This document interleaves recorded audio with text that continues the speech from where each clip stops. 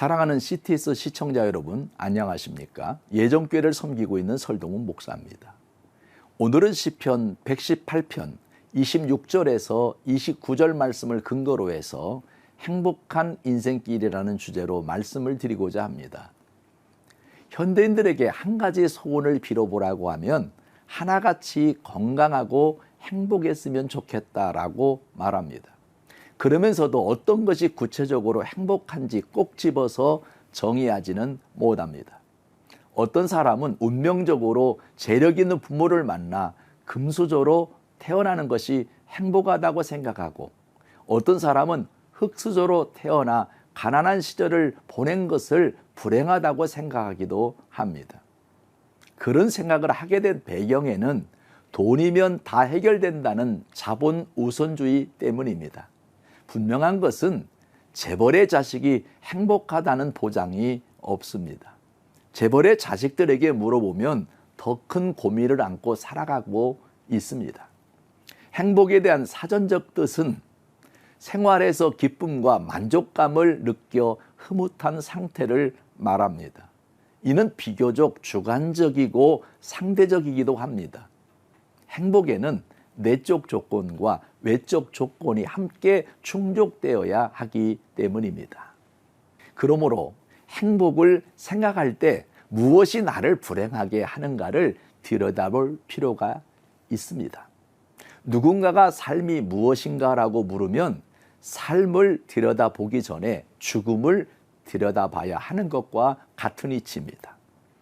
빛을 이야기할 때 어둠을 들여다보면 빛을 더 확실히 알 수 있는 것은, 이런 것들은 체험을 통해 말할 수밖에 없는 것들이기 때문입니다. 여러분들도 잘 알다시피 바울 같은 사람은 감옥에서도 기뻐했고 행복을 느꼈습니다. 로마의 감옥에 가보면 감옥이 땅속을 파서 지하 동굴로 되어 있었습니다. 햇빛도 차단되고 위에 조그만 구멍을 뚫어 밥도 그리로 내려주었습니다. 그 캄캄한 동굴 가운데 손발이 수갑에 채워 있었고 촛불 하나 켜놓을 정도로 불빛이었습니다. 그런 환경에서도 바울은 빌립보 교인에게 편지하기를 기뻐하라, 내가 다시 말하노니 기뻐하라고 말한 것입니다. 이처럼 행복은 외적인 환경이 전부는 아닙니다. 중요한 것은 우리 모두 행복해지기를 결단해야 합니다.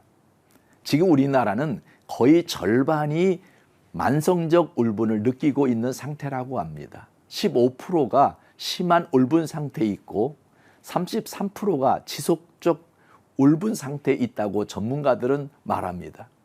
이 수치는 독일과 비교할 때 4배의 수치입니다. 다시 말하면 우리 국민의 거의 절반이 깊은 좌절감에 빠져 있다는 증거입니다. 코로나가 지속되면서 더욱 그렇습니다. 저는 이럴 때일수록 우리 자신이 행복해지기로 결단해야 한다고 생각합니다.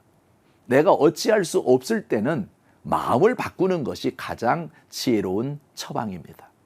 성경에 보면 우리가 행복해질 수 있는 이유를 시편 118편 26절에 기록하고 있습니다.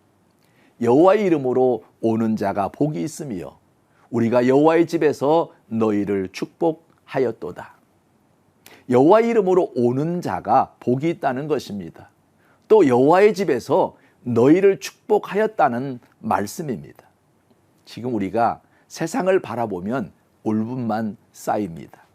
공의가 사라졌다고 생각하기 때문입니다. 이럴 때일수록 외적인 환경에서 눈을 돌려 내적인 신앙에서 위를 얻고 깨달아 새 힘을 얻어야 합니다. 사랑하는 시청자 여러분, 행복은 농부가 농사를 짓는 것과 같습니다. 농부가 씨를 뿌려서 잡초를 제거하고 가꾸어 농사를 지어 열매를 맺는 것처럼 행복은 좋은 생각을 뿌려서 잡초를 제거하고 잘 가꾸어야 좋은 열매를 맺게 됩니다. 제가 여러분에게 말씀드리고 싶은 것은 행복은 나의 배경인 커다란 무대에서 오는 것이 아니라 무대 위에 서 있는 나 자신을 조명하는 것임을 알아야 합니다. 먼저 내가 행복해지기를 결단해야 합니다. 무대와 배경만 보고 나를 조명하지 못하면 행복할 수가 없기 때문입니다. 지금 우리나라가 영끌을 해서라도 집을 사지 않으면 불안해하는 것은 젊은 청년들에게서 꿈을 빼앗아 버렸기 때문에 나를 조명할 자신이 없어진 것입니다. 이것이 우리 사회의 심각한 문제입니다. 저도 저의 목회 생활을 반추해 보면 환경이 좋다고 행복한 것은 아니었습니다. 하나님의 평안함이 내 마음과 생각을 지킬 때가 가장 행복했습니다. 에브럼 링컨이 말하기를 대개 사람은 행복해지고자 마음의 작정한 정도에 따라 행복해진다라고 말했습니다. 그러므로 오늘부터 행복하기를 결단하는 우리가 되었으면 좋겠습니다.